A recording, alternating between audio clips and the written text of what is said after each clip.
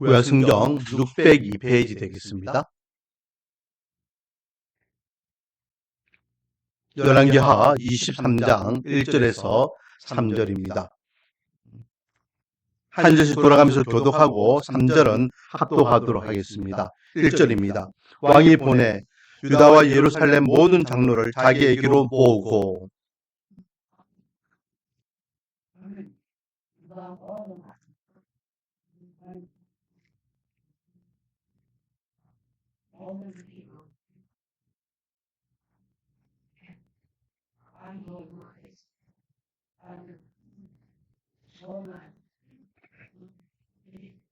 같이 읽겠습니다. 왕이 단 위에 서서 여호와 앞에서 언약을 세우되 마음을 다하고 뜻을 다하여 여호와께 순종하고 그의 계명과 법도와 율례를 지켜 이 책에 기록된 이 언약의 말씀을 이루게 하리라 하매 백성이 다 그 언약을 따르기로 하니라. 아멘. 할렐루야.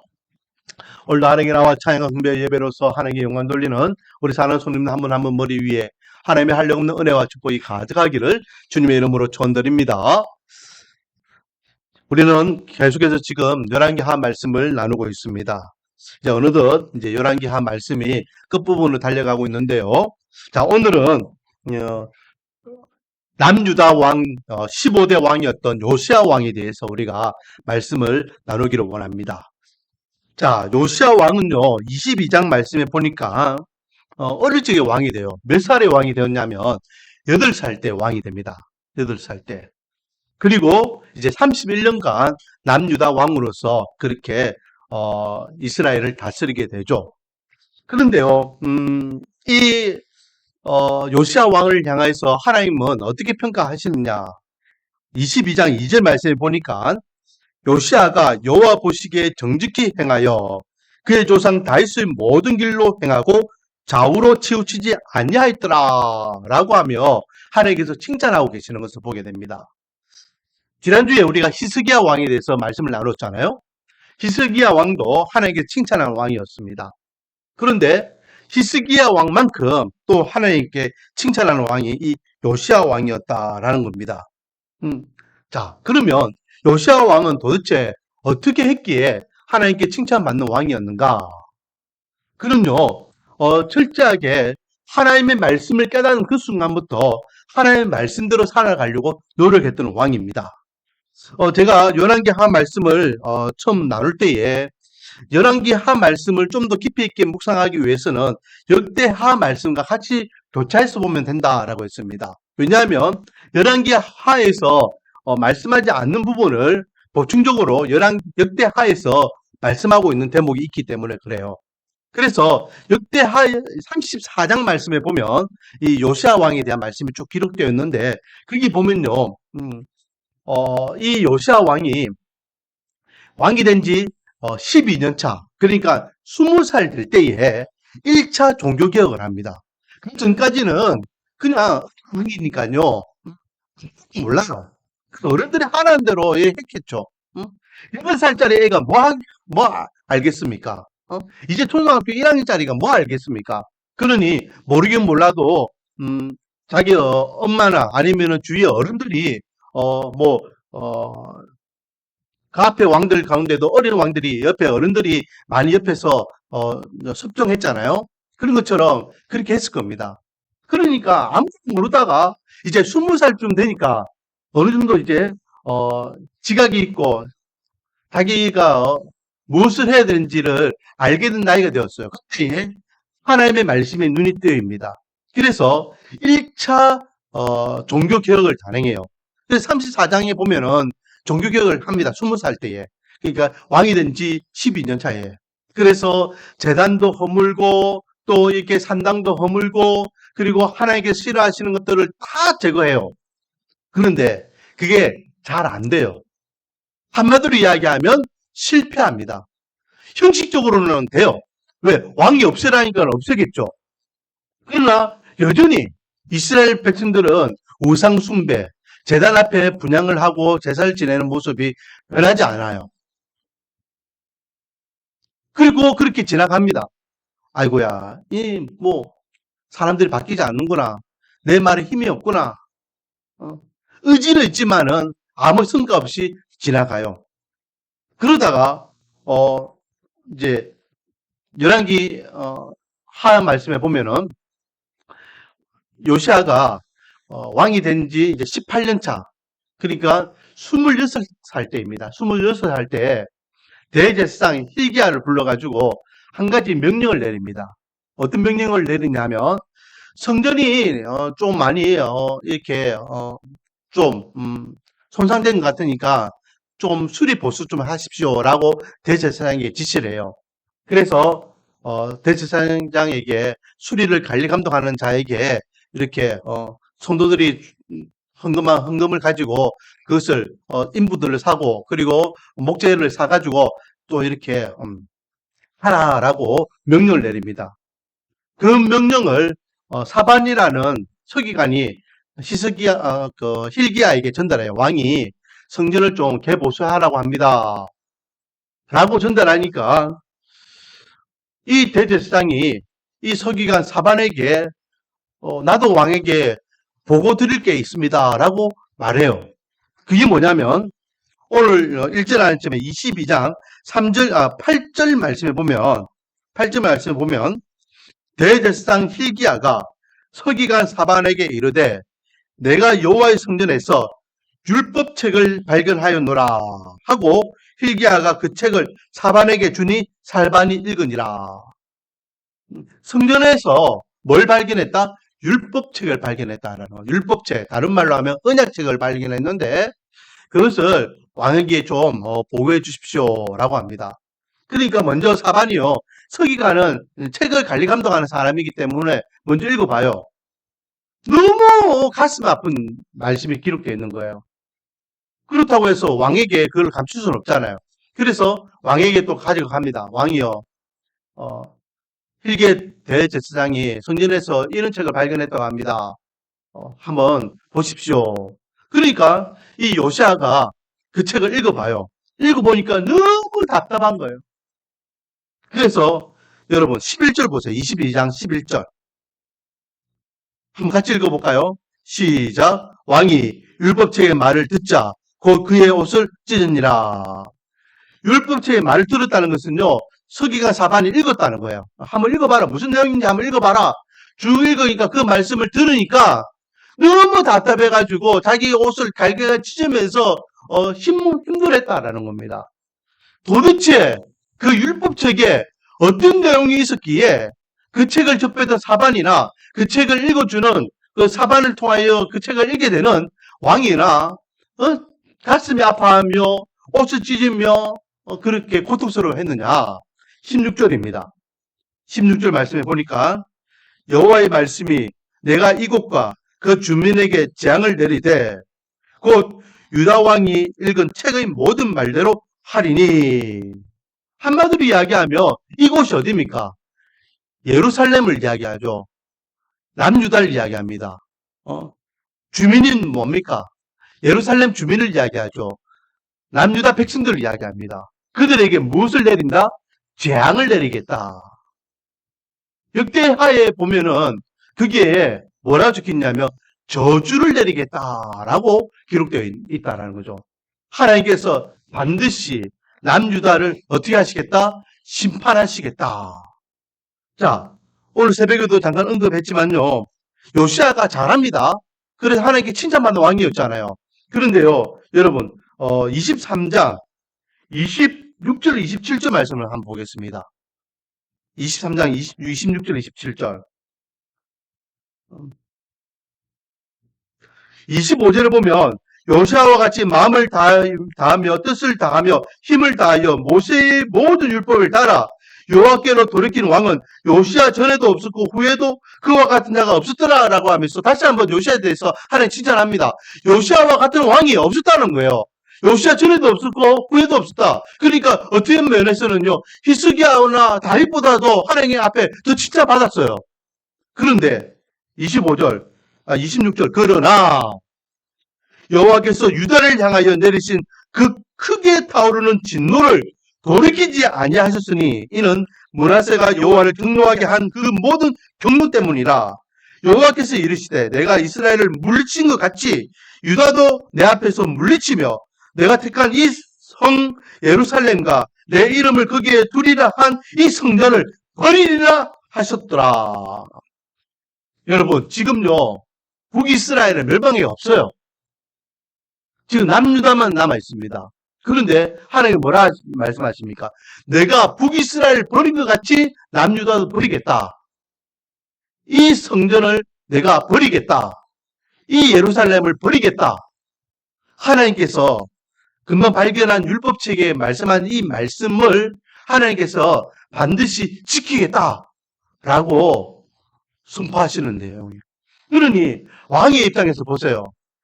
자기 나라가 망한다고 쓰고 하나님께서 지금 못을 빡 박아버렸어.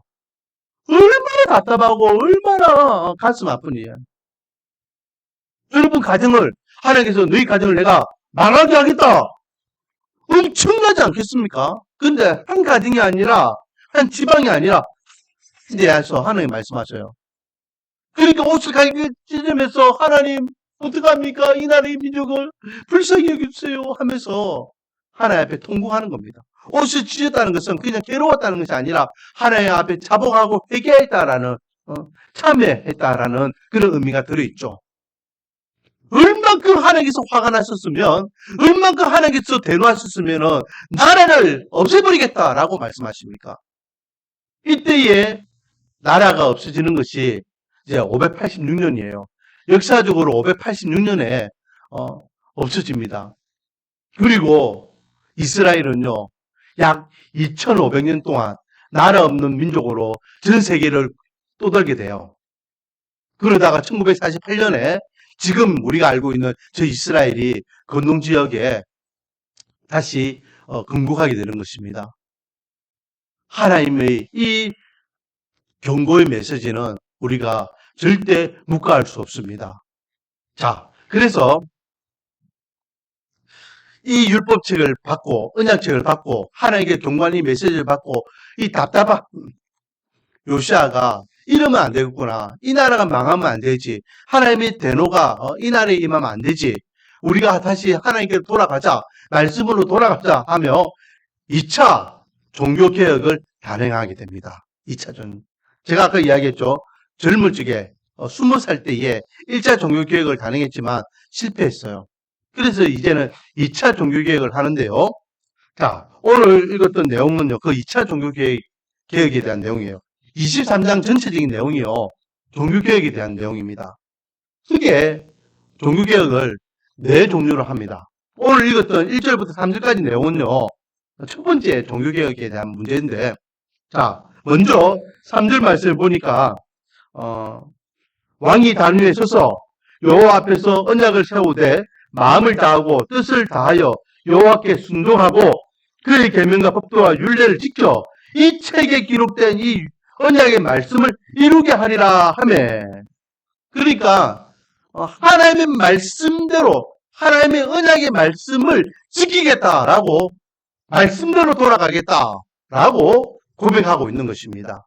믿음 고백, 신앙을 선포하고 있는 것이죠. 그런데 중요한 것은 뭡니까, 여러분? 계속해서 요시아를 통하여 반복적으로 나오는 게 뭐냐면 마음을 다하고 뜻을 다하고 뜻을 다하겠다. 신앙생활 할 때에 그냥 근성으로 하는 것은요 아무 의미가 없습니다. 제가 오늘 예배 드릴 때에 우리가 그냥 왔다가 그냥 돌아가지 않도록 하나님 앞에 마음을 다해서 이렇게 예배 드릴 수 있도록 기도합시다라고 했잖아요. 근성으로 예배 드리는 건 의미가 없어요. 우리의 신앙생활 하는 데 있어서 마음을 다해야 되는 거예요. 마음을 다해야 돼요. 뜻을 다하는 거예요. 목숨을 다하는 겁니다. 그게 온전한 신앙생활을 하는 자의 자세입니다. 지금 요시아는요, 그걸 선언하고, 우리가 근성으로 하나님 앞에 예배 드리는데, 근성으로 예배 드리지 말자. 말씀을 지킨다고 하는데, 근성으로 말씀을 지키지 말자. 우리가 그래도 하나님의 백성 아니냐. 그러니, 몸을 다하여, 마음을 다하여, 뜻을 다하여, 목숨을 다하여, 하나님께로 돌아가고, 말씀 앞에 다시 세우시자. 라고 선언하는 것입니다. 여러분, 정말로 우리 신앙생활을 몸과 마음과 뜻과 정성을 다하여 온전한 신앙생활을 하기를 원합니다. 그냥 왔다 갔다 하는 그런 발걸음은요, 헛발걸음이에요. 아무 의미가 없습니다. 의미 없는 발걸음이 어떻게 기뻐하고 감사하는 가운데 하나님 앞에 예배드리고 하나님의 은혜 가운데에 내가 기쁨으로 하루하루의 삶을 살아갈 수 있다고 고백할 수 있겠습니까? 원하기는 정말로 몸과 마음과 뜻과 정성을 다하여 말씀을 붙잡고 나가기를 원합니다. 오늘 우리가 보통 이제 교회라는 찬양을 이제 처음 찬양을 부르는데 오늘은 제가 말씀 앞에서라는 찬양을 불렀잖아요. 여러분 우리 교회 주제 찬양이 말씀 앞에서입니다. 말씀 앞에서. 이 찬양 여러분 말씀을 붙잡고 말씀에 우리의 생명을 걸어보는 거, 말씀에 우리 운명을 맡기는 거, 말씀에 순종하는 거, 이거 보통 고백이 아닙니다. 그래서 우리 찬양으로 고백하잖아요. 말씀에 생명을 거는 자, 말씀에 운명을 거는 자, 순종하며 주 따라가는 자, 그 한 사람을 하나님께서는 찾고 계십니다. 그러므로 우리는 말씀에 생명을 걸어야 되고 말씀에 우리 운명을 맡겨보시기 바랍니다. 말씀은 약속이고 그 약속은 반드시 이루어짐을 믿으시기 바랍니다. 말씀대로 살아가는 자에게는 하나님께서 내가 책임져 줄게. 말씀을 순종하지 아니하는 자는 너 모른다. 버리겠다라고 하나님께서 우리에게 오늘 경고하고 계십니다. 그러므로 주님 앞에 서는 그날까지 말씀에 목숨을 다하고 말씀의 뜻을 다하고 말씀에 우리 정성을 다해서 하나님의 사람답게 살아갈 수 있도록 다시 한번 저 여러분이 결단하지마는 시간 되기를 소망합니다. 두 번째는 4절부터 20절까지 말씀인데요. 우상 청결 운동을 합니다. 북이스라엘도 마찬가지지만 남유다도요. 우상들이 얼마나 많은지 몰라요. 산 곳곳에 산당들이 세워져 가지고요. 우상을 섬깁니다. 예루살렘 성전 안에요. 이방 제단이 들어서 가지고요. 하나님의 모욕하는 모습들이 일어났습니다. 하나님 앞에 우상을 노골적으로 행하는 이 모습.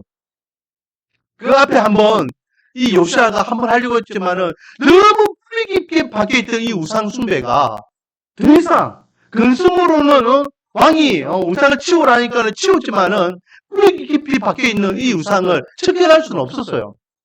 그래서 실패했다고 했잖아요. 하지만 말씀을 읽어보니까 하나님께서 지금 이 마음이 하나님께서 이 모습을 원하지 않는구나. 그래서 하나님께서 이 나라를 심판하려고 마음먹으셨구나. 그렇다면 우리가 살아갈 길은 살 길은 이 우상을 깨끗이 다 치우는 것이구나. 우리가 이 우상을 계속해서 숭배하고 하나님의 말씀을 거역하면은 이 나라가 망하는구나. 이 우상들을 다 제거해야 되겠구나. 그래서 이제 깊이 박혀있던 우상들을 다 뽑아가지고 없앱니다. 아세라상, 바알상, 그리고 잡신들이 생겼던 모든 우상들을 가지고 태워버리고 없애버리고 그동안 그렇게 종교의식을 행하였던 잘못된 관례 관습들을 다 없애고 그리고 거기에 종사했던 제사장과 그리고 관련자들을 다 폐위시켜버리고 완벽하게 일체 그 종교를 우상 숭배를 하는 그 모습을 흑결하는 모습을 보게 됩니다. 뿐만 아니라 15절부터 보면요. 남유다 안에만 우상들을 다 없앤 것이 아니라 남유다 위에 북이스라엘 망했지만은 북이스라엘 땅이었던 베델까지 올라갑니다. 베델까지요. 이 요시아 왕이 올라가가지고 베델에 있는 우상까지 다 없애버려요. 다 뽑아가지고. 왜? 하나님께 싫어하시니까. 여러분, 오늘날 저 여러분은요. 우상 숭배를 하지 않죠. 다른 종교 가가지고 다른 신상을 만들어가지고 다른 어떤 신에게 절하고 이러진 않습니다. 그런데 신학적인 개념에서 우상 숭배는요. 어떤 신상 앞에, 어떤 종교 앞에, 어떤 다른 신 앞에 경배하고 예배하고 제사 지내는 것만 우상이 아니라 따라하겠습니다. 마음을 빼앗긴 것이 우상이다. 내 마음에 하나님 외에 다른 어떤 것이 마음을 두고 있는 것, 즉 다른 것에 마음을 빼앗기면 그게 우상이 되는 거예요. 이게 신학적인 의미에서 우상 숭배입니다. 첫 번째, 마음을 다하여 이 말과 연결되는 거죠. 진짜 하나님을 사랑하고 하나님의 말씀을 경외한다면 마음을 들여야 되는데 지금 우리의 마음이 어디 있냐 말이죠. 내 뿌리 깊이 박혀있는 이 우상, 제가 새벽에도 말씀드렸지만 하나님, 내가 열심히 하잖아요. 99% 열심히 하잖아요. 교회 열심히 다니고 예배 열심히 다니고 헌신봉사 열심히 하고 하나님 내가 열심히 하잖아요. 하나님, 저 1% 이거 내가 포기하지 못하겠습니다. 하나님, 이거는 좀 봐주세요. 내가 그래도 하나님, 너를 위해서 돈은 조금 있어야 되지 않겠습니까? 그래도 너를 위해서 집은 좀 있어야 되지 않겠습니까? 그래도 하나님, 자식을 위해 투자 좀 해야 되지 않겠습니까? 하나님, 그럼 내 건강 내가 좀 챙겨야 되지 않겠습니까? 나름대로 우리가 붙잡고 있는 것들이 있다라는 거죠. 나름대로 하나님 위에 더 의지하고 더 바라고 원하는 것들이 분명히 있습니다. 하나님께서 그까지도 뽑기를 원하셔요. 그 깊은 뿌리까지도 뽑아서 던져버리라라고 말씀하셔요. 왜? 그것이 우상이니까. 일찍 드릴 때는 하나님을 의지하는 것이 아니라 그걸 의지하니까. 하나님을 의지하지 않고 돈을 의지하고 하나님을 의지하지 않고 내 능력과 내 실력을 의지하고 하나님을 의지하지 않고 자식을 의지하고 하나님을 의지하지 않고 내 건강을 의지하고 하나님을 의지하지 않고 세상적인 방법들을 의지하게 되니까 하나님 외의 모든 것들을 다 하나님께서 뿌리째 뽑기를 원하고 계십니다. 오늘날 우리가 지금 뿌리째 뽑지 못하고 있는 남아있는 우리의 마음을 빼앗고 있는 우리의 삶을 빼앗고 있는 우리의 시간을 빼앗고 있는 그것이 무엇입니까? 그것까지도 뽑아서 철저하게 버리시기 바랍니다. 하나님께서는 그 때문에 우리를 싫어하셔요. 기뻐하지 않으셔요. 99%를 다 잘해도 그 한 가지 때문에 아니야 그거 아니야 하면서 하나님께서는 우리에게 경고하신단 말이죠. 하나님의 은혜의 복을 누리기를 원하시는 저와 여러분, 하나님의 말씀에 100% 순종하는 삶, 100% 하나님 앞에 우리의 마음을 드리는 삶, 100% 믿음의 고백을 하는 삶을 살아가기를 소망합니다. 그리고 세 번째 종교개혁은요, 21절부터 23절까지 나와 있는데, 6월절을 지키라. 6월절을 지키라. 여러분, 22절 말씀 한번 읽어볼까요? 22절. 시작.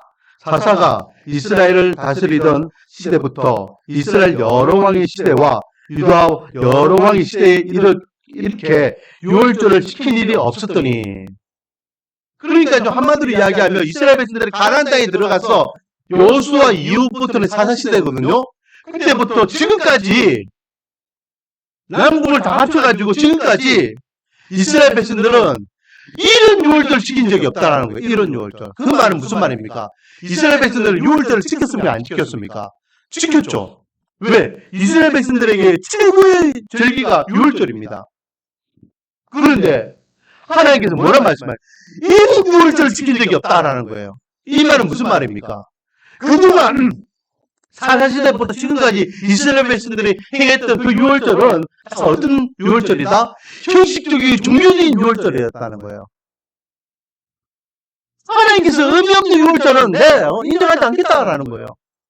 그래서 말씀을 듣고 하나님께서 싫어하시는 게 무엇인지, 하나님께서 화를 내시는 것이 무엇인지 깨달으니까, 형식적인 종교적인 6월절 그거 말고 정말로 우리가 뭔가 마음과 뜻을 정성을 다하는 그 6월절, 우리 식구를 구하시는 그 하나님의 은혜에 감사하는 6월절, 그 6월절을 드리자라고 요시아가 이야기하고 그렇게 6월절을 지내니까 하나님께서 이 6월절을 너희들이 지킨 적이 없다 하며 하나님께서 요시아가 드리는 이 6월절을 인정하시더라라는 겁니다. 사랑하는 성도 여러분, 우리는 계속해서 합니다. 매주일마다 교회 와서 예배 드리고 기도하고 말씀을 읽고 또 신앙생활하고 합니다. 그런데 그것이 형식적이고 요식행위가 되는 그런 모습이면 하나님 인정하지 않는다는 거예요. 제가 이것을 남녀 간의 관계를 이야기하면서 많이 비유드렸잖아요. 그죠? 사랑하는 남녀가요, 데이트를 해요. 데이트하면서 같이, 아침에 만나가지고 밥도 먹고, 영화도 보고, 또 이렇게 차도 마시고 해요. 항상 같이 있어요. 그런데 옆에 있는 이 여자가 지금 몸뚱이는 내 옆에 있는데 마음은 없는 것 같아. 옆에 있는 이 남자가 하루 종일 나와 함께 하면서 의무적으로 날 위하여 하루의 시간을 보내고 있는 것 같은데 마음은 없는 것 같아. 너는 사랑하는 관계가 아니죠. 우리가 믿는 하나님은 살아계신 하나님이기 때문에 인격적인 하나님이셔요. 인격적인 하나님이라는 말은 감정이 있는 분이라는 거예요. 우리가 어떤 마음으로 어떻게 하나님 앞에 예배드리고 어떻게 믿음과 신앙생활을 하고 있는지 하나님께서는 다 아신다는 거예요. 다른 이방 종교는요 그런 거 없죠. 왜? 죽은 신이기 때문에 그냥 형식적으로 제사 지내고 형식적으로 행사를 하고 종교 행위를 해도 아무 의미가 없습니다. 왜? 그들은요 감정이 없기 때문에 느끼지 못하기 때문에 그냥 제사 지내고 종교 행위를 해도 끝나는 겁니다. 그러나 저 여러분 드리는 이 예배는 살아계신 하나님께 드리는 것이기 때문에 하나님께서는 그걸 감정으로 받고 계신다는 거예요. 지금 이 사람이 나를 향하여 진짜 몸을 다하여 마음을 다하여 하루를 나에게 전적으로 시간을 다 보내고 있구나. 진짜 이 사람이 나와 함께하는 것이 행복해하고 기뻐하고 즐거워하고 있구나. 남녀와의 데이트도 이렇게 서로 감정을 나눌 수 있는 것 같이 하나님께서도 지금 아무개가 근성으로 예배드리고 있구나. 진심으로 예배드리고 있구나. 형식적으로 절기를 지키고 있구나. 몸과 마음을 다하여 감사함으로 율절을 지키고 있구나. 하나님께서 다 아신다는 거예요. 요시아가 우리 이렇게 형식적인 제사 지내지 말자. 우리의 생명을 구원하신 그 유월절의 참음을 알고 하나님께 감사함으로 진지하게 하나님의 유월절을 지키자. 유월절을 온전히 지키는 것을 선포하고 이스라엘 백성들과 함께 그렇게 예배를 드리니 하나님께서는 이런 유월절은 없었다라고 하며 인정하시더라는 겁니다. 원하기는 하나님 앞에 인정받는 예배자, 하나님 앞에 인정받는 믿음의 삶을 살아가는 저와 여러분이 되기를 소망합니다. 마지막 네 번째는요. 24절 말씀인데 요시아가 또 유다 땅과 예루살렘에 보이는 신접한 자와 점쟁이와 드라빈과 우상과 모든 가증한 것을 다 제거하였으니 이는 대제사장 hil기야가 여호와 성전에서 발견한 책에 기록된 율법의 말씀을 이루려 합니다. 한마디로 이야기하면 신접한 자, 무당들을 다 없애버렸어요. 여러분 4절부터 20절까지 우상을 다 철저한 거하고 이 네 번째 신접한 자들을 제거한 거는 또 의미가 좀 다릅니다. 제가 조금 전에 이야기했죠. 이방 신들은요 감정이 없어요. 왜? 죽은 신들이기 때문에 그냥 종교 행위예요. 행위. 그냥 종교를 행하는 사람들 입장에서 그냥 종교 행위만 하면 끝이에요. 그래서 그 종교를 하나님 외에 다른 종교를 주면 하나님께서 다 없애는 겁니다. 그런데 이 네 번째 24절 나오는 이 신접한 자들을 없애는 거, 무당들을 없애는 거는요, 좀 달라요. 제가, 새벽에도 말씀드렸지만 이거는 영적인 문제예요. 여러분, 우리나라에도, 무당들 있잖아요. 신접한 무당들이 있습니다. 무당들은 두 종류의 무당이 있습니다. 습든 무당이 있고 습든 무당이 있습니다. 습든 무당은요, 철학관 이야기하죠. 무당도 배워서 박사학위 받아가지고 무당 될 수 있습니다. 왜? 철학관 가면 그런 거 공부하잖아요. 뭐 국납 보고 뭐 이런 거 하는 거 있잖아요. 습득 무당이에요. 자기들이 지식을 습득해가지고 그렇게 학계를 내주는 겁니다. 그런 무당들은요 다 확률을 이야기하기 때문에 강습 무당이 있어요. 이 무당은 우리 흔히 이야기하는 신내 이런 무당들은 목사 이런 말 하기는 좀 그렇지만은 실력 왜? 영적인 부분이 있기 때문에. 그래서 작두듯하고 이렇게 뭐 이게 영적인 그런 것들을 막 보여주고 만들어내고 표적을 보여줍니다. 그 문제는 뭡니까? 그 영적인 것들이 두려워하는 거예요. 무서워하는 거예요. 그러니까 1,000원짜리 굿도 하고 1,000원짜리 쓰는 거 아닙니까? 한다고 인정하고 믿으니까. 그리고 그렇게 영적으로 그걸 보여주니까. 신접한자, 점쟁이, 드라빙, 우상이는요, 그런 무당들을 이야기합니다. 그런 무당들은 진짜 마귀를 통하여서 보여주고 있는 그런 무당들이기 때문에, 영적인 부분이 있기 때문에, 사람들 따라가게 만듭니다. 믿어지게 만들어요. 하지만, 여러분, 이 땅의 모든 무당들은 다 장난입니다. 마귀, 귀신, 마귀가 그렇게 사람들을 미혹하여서 진짜 참 하나님을 바라보지 못하게 합니다. 자, 보세요. 바로 왕 앞에 섰을 때에 모세가요, 많은 표적들을 보여줍니다. 그런데 바로에게도요, 무당들이 있었어요. 그러니 몇 가지는 모세가 하나님의 능력을 가지고 행하였던 것들을 끝이에요. 지팡이를 백물을 만드는 거, 몇 가지 재앙 중에 몇 가지는 박술들도 똑같이 하는 모습이 있었습니다. 사람들이 생각하죠. 신령하다고 생각합니다. 진짜인 것 같이 착각해요. 하지만은 그까지예요. 또 그들은 우리의 영혼을 구원하지는 못해요. 변호가에서 참 하나님을 만나지 못하게 방해할 뿐입니다.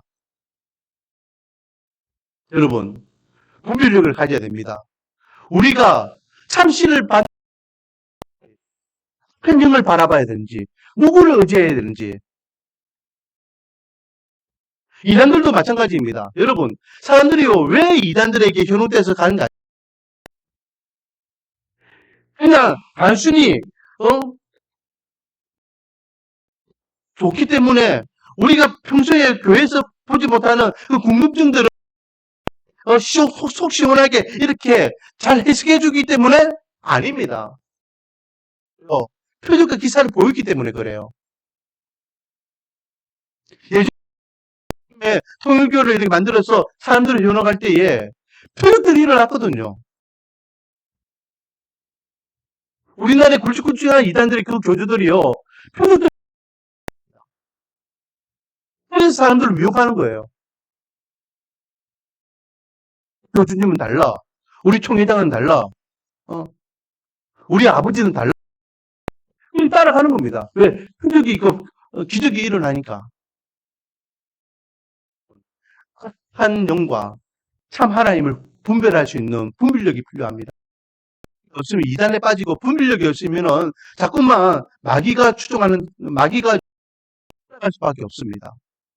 그러므로 우리는 늘 하나님 앞에 영적 분별력이 흐려지지 않게 하소서. 오직 여호와 하나님만이 참 하나님인 것을 오직 하나님만을 온전히 믿고 신앙생활 할 수 있도록 은혜를 주시옵소서. 어떤 마귀의 유혹과 은혜를 주시옵소서라고 항상 하나님 앞에 우리의 영혼을 또 우리의 믿음을 의지하며 나가야 될 줄 믿습니다.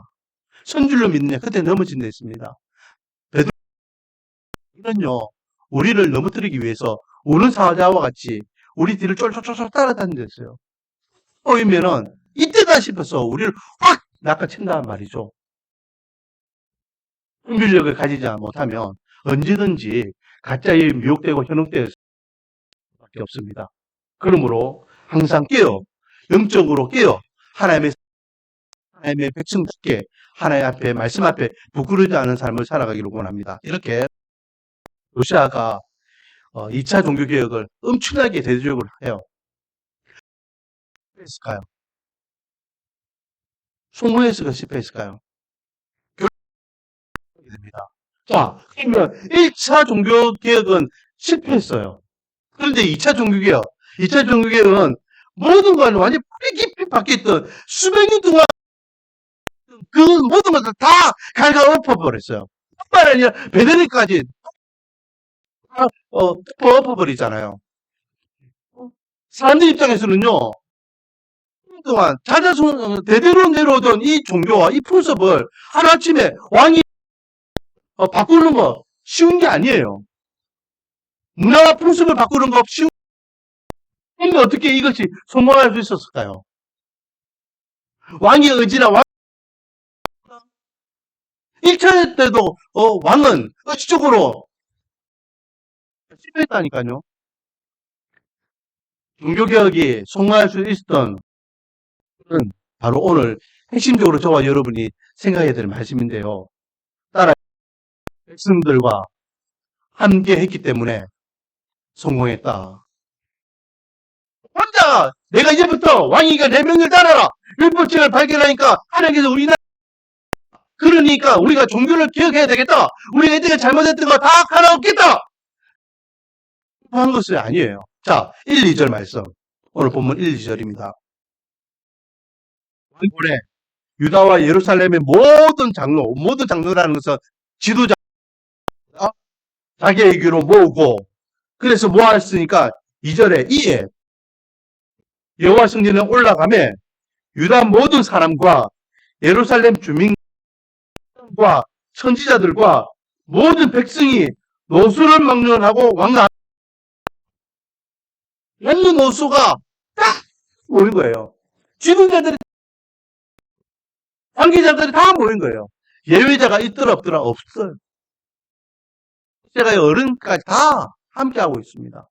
그리고 선포합니다. 왕이 발견한 언약책의 모든 말씀을 읽어 무리의 귀에 들리고 그리고 3절 뒷부분입니다. 다 그 언약을 따르기로 하니라. 아멘. 온 백성들이 한마음이 되었어. 종교개혁을 단행하니까 우리 깊이 박혀있고 그래서 하나님께서 대노하셔가지고 북이스라엘 반드시 멸망시키겠다라고 하셨던 그 하나님의 그 진노하심을 또 우리가 더 이상 이러면 안 되겠구나.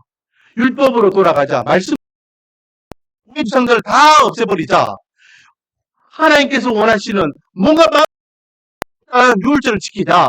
그리고 자신 신적 반자들을 다 엄청난 대대적인 종교개혁을 단행하니 이 종교개혁 하더라라는 것입니다. 여러분 혼자는 안 돼요. 혼자는 안 됩니다. 함께 할 때에 됩니다. 함께 할 때에. 우리 말씀과 은혜교회도 혼자는 안 돼요.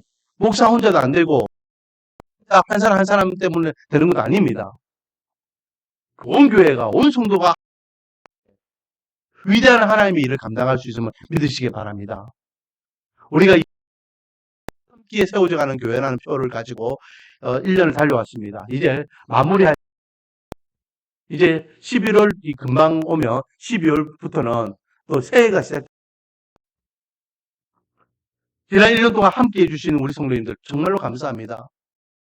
함께 기도해 주시고 함께 땀을 흘리시고 함께 눈물을 흘리시고 함께 하나님의 교회를 감사합니다. 함께 하셨기 때문에 지난 1년을 우리 교회가 이렇게 달려올 수 있습니다. 함께 하나님의 뜻을 이루기 위하여 한 마음으로 함께 달려가 함께 예배드리고 함께 교제하고 함께 섬기고 함께 하나님의 교회를 세워나간다면 우리 말씀과 은혜 교회를 통하여 위대한 하나님의 역사를 만들어갈 줄 믿습니다. 혼자 됩니다. 함께 할 때에 위대한 하나님의 교회로 우리 교회가 그 사명을 감당할 줄 믿습니다. 지금까지 그랬던 같이 앞으로도 함께하여 영광이요. 저 여러분에게는 은혜와 기쁨을 감사하여 믿지 않는 자들에게는 선한 그리스도 우리 말씀과 우리 교회 되기를 주님의 이름으로 축원드립니다. 기도하겠습니다. 아버지 하나님, 영적인 종교개혁을 단행할 때에 요시야 왕과 함께